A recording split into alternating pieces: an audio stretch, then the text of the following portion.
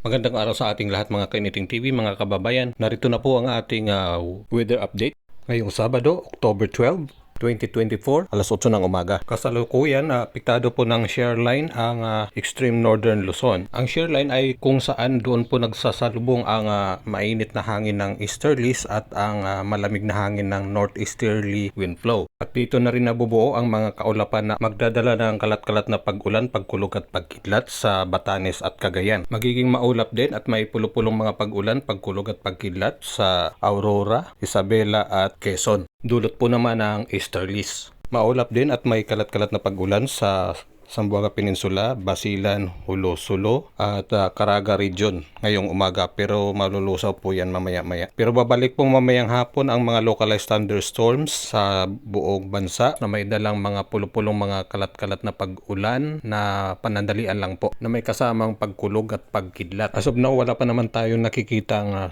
anumang sama ng panahon sa loob at labas ng ating PAR na posibleng makakaapekto sa ating bansa. Pagkatapos ng video na ito, magpapalabas po tayo ng update regarding po doon sa tinamaan ng bagyo sa Florida, USA. Si Category 3 Hurricane Milton. Katumbas niyan dito sa ating Pilipinas ay severe tropical storm. Kaya kung ngayon ka pa lang nakapanood sa page na ito, i-consider po na mag-follow po para lagi po kayong updated sa mga updates na ating i-upload. Thank you for watching and God bless.